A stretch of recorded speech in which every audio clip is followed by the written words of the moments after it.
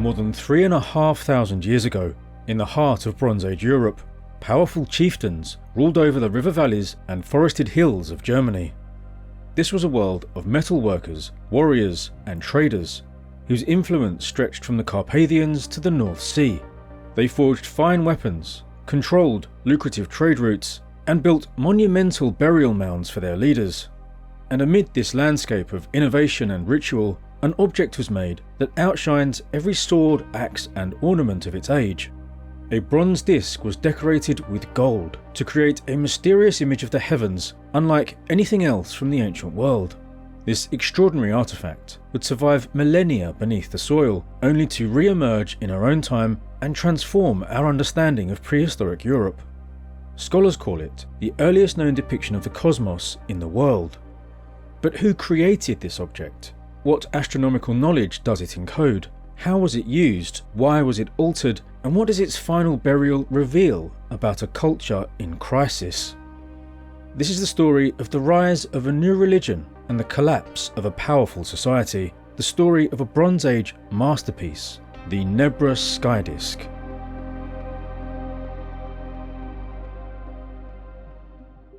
The Nebra Sky Disc might be the oldest known astronomical depiction of the sky, but there's no doubt people have always looked at the heavens with a mix of curiosity and wonder, and it's through observations of astronomical phenomena that we get our conceptions of time. Watching them taught us to observe, measure, and predict. From these early observations, we developed the technologies and knowledge that allowed us to innovate and reshape the world. Our lives today are built on the accumulated wisdom of thousands of generations. If this is the kind of thing you think about, then you'll likely be interested in this video's sponsor, The Ultimate Guide to Rebuilding Civilization. This is a beautifully printed and wonderfully illustrated book with the theme of rebuilding the essential aspects of civilization, like making simple tools and fire, and more complex technologies and cultural practices. Entries within the 400 pages outline scientific and engineering principles, histories, and practical steps. And it's written in simple language with these delightful illustrations demonstrating concepts from fishing to telling the time.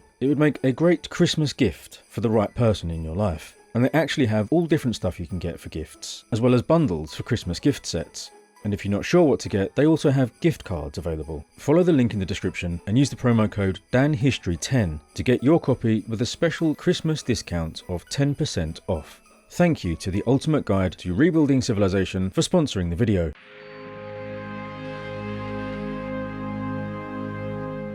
In the summer of 1999, two metal detectorists set out to search for buried treasure on the Mittelberg Hill near the town of Nebra in Germany. They discovered, in a small pit, 2 ornate swords, 2 axes, 2 bracelets, a chisel, and a heavy bronze disc with a green patina. During their looting, they damaged the disc with their digging tools. Through the dirt and corrosion, they saw the glimmer of gold inlays glinting through the earth. And instead of informing the authorities so a proper excavation could be done, these men stole them and sold them on the black market. Over the next 2 years, the disc passed from dealer to dealer, rising in price with each sale. The looters sold the hoard for 31,000 Deutschmarks, and a couple of years later, someone was trying to sell it for 700,000 Deutschmarks when the police caught them through a dramatic sting operation. When archaeologists finally got hold of the disc, they were amazed by what they found. It was a unique object. Nothing like it had been seen before, and some scholars even suspected it was a modern fake.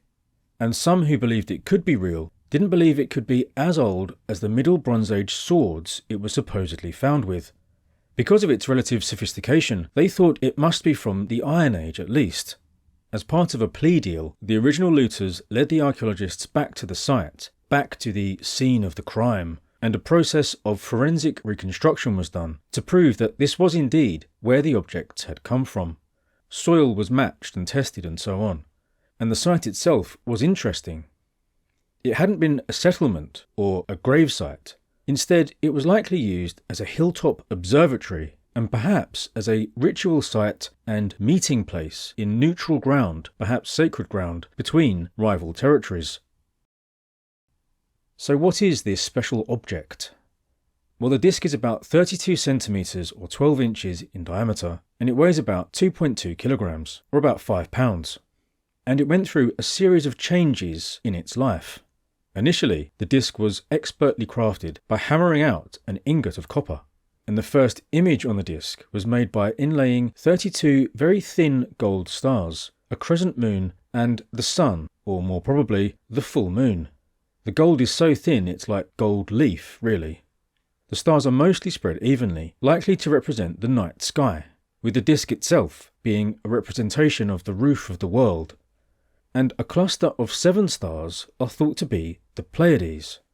The appearance and disappearance of this star cluster have historically been seen in Europe as markers of the beginning and end of the farming year.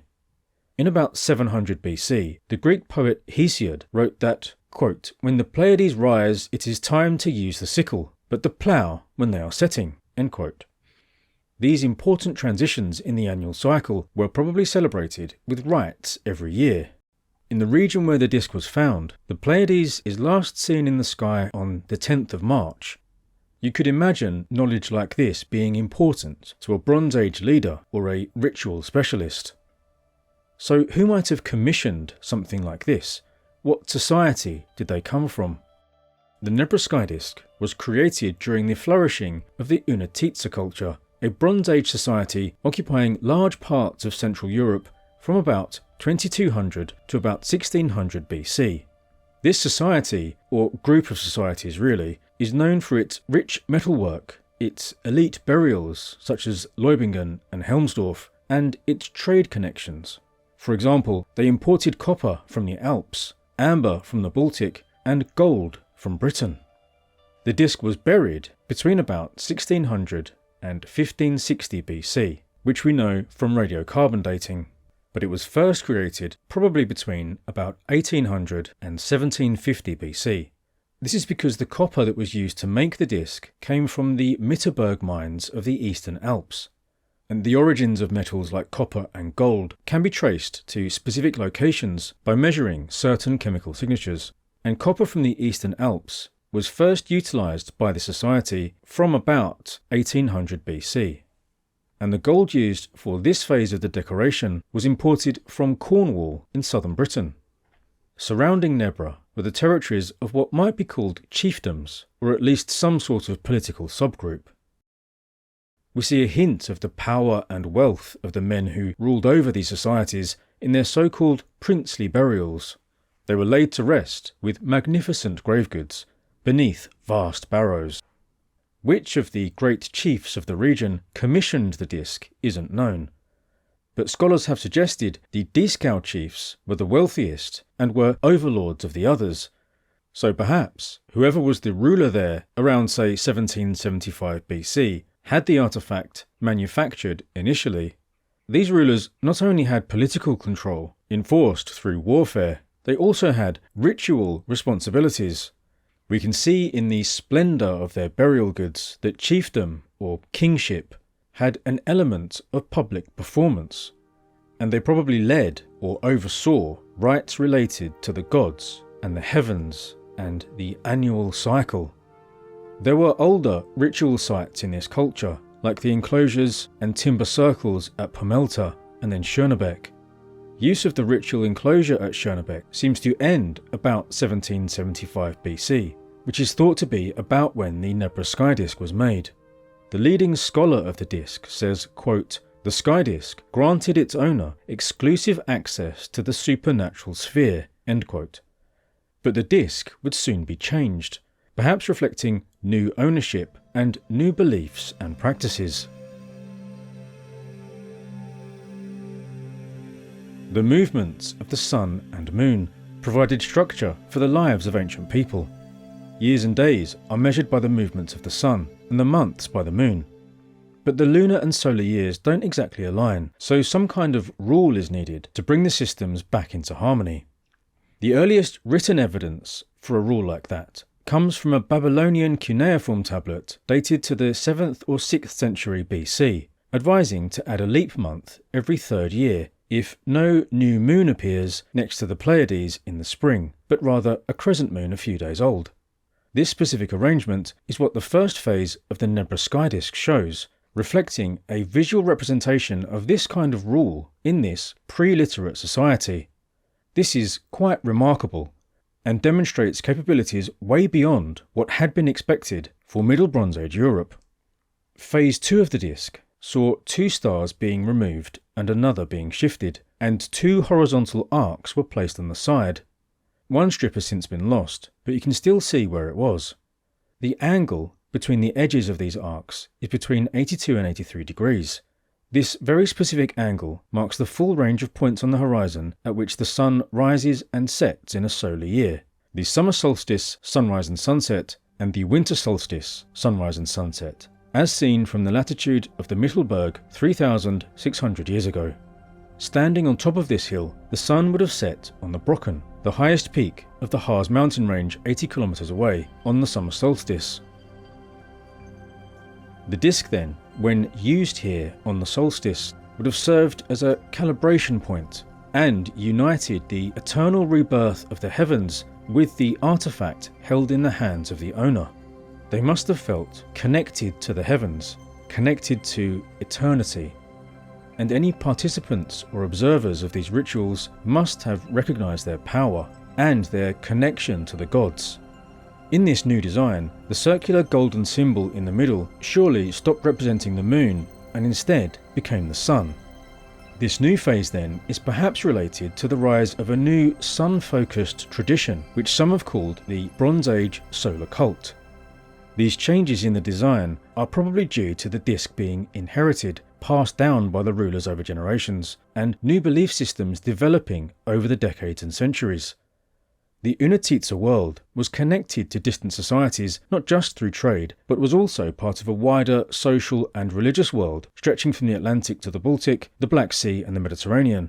In fact, the gold used in these later phases of the disc now comes not from Britain but from the Carpathians, reflecting the growing importance of this part of the world in the Late Bronze Age.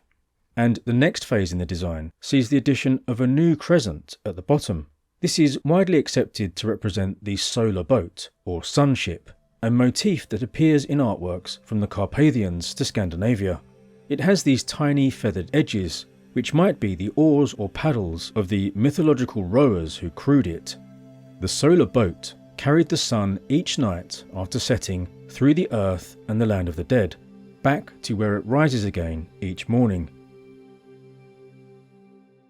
In this belief system, the underworld is also the land of the dead, or at least leads to it, which meant the eternally dying and reborn sun was also related to the death and rebirth of people. The journey of the sun goddess was also facilitated by her brothers, the horse twins, or the divine twins. It might be that the disc was now being used in rites related to these kinds of ideas, perhaps at sunrise and sunset, at the solstices. The disc was passed on again to later generations, where it underwent its final changes.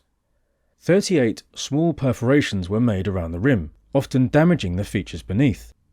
It's almost like these features are no longer important, or at least were not being totally respected.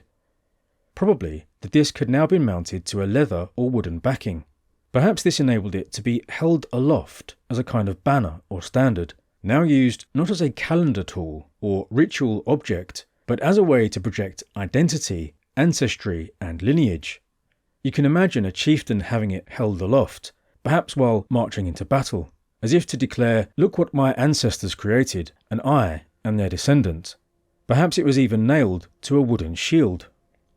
Or maybe it had been captured by a rival chieftain during a time of crisis and was displayed as a sign of his triumph. And this was indeed a time of crisis. The Únětice culture that had dominated Central Europe for centuries would come to an end around 1600 BC, the same time that the disc was buried. In its place would come the tumulus culture, named after the many burial mounds they built. In its final ritual, the Nebra disc was buried in a pit along with the 2 swords, 2 axe heads, 2 bracelets, and a chisel. Bronze Age Europe had a long tradition of making bronze hoards, where collections of bronze items were ritually deposited in the earth. These collections had carefully chosen contents, and the process of deposition involved special sacred acts. The hoards in the ground are what we find, but it was the rites associated with the deposition that were important for these people. There are many different kinds of hoards, all with their own meanings. Burying groups of weapons might have been rituals relating to victory in war or peace treaties, or might represent the burials of men lost on the battlefield, their bodies unrecovered. Interpreting the Nebra Hoard isn't simple, considering it was buried on the hill where it was likely once used in rites, maybe over centuries. Probably this was its final ritual. The disc laid to rest, along with implements also used in the solar rites. The twin swords, twin axes and twin bracelets perhaps had been worn and held by priests representing the divine twins. All of these objects were then laid to rest as the society around them collapsed in defeat by external enemies, the gods having failed them, or rather, they having failed the gods.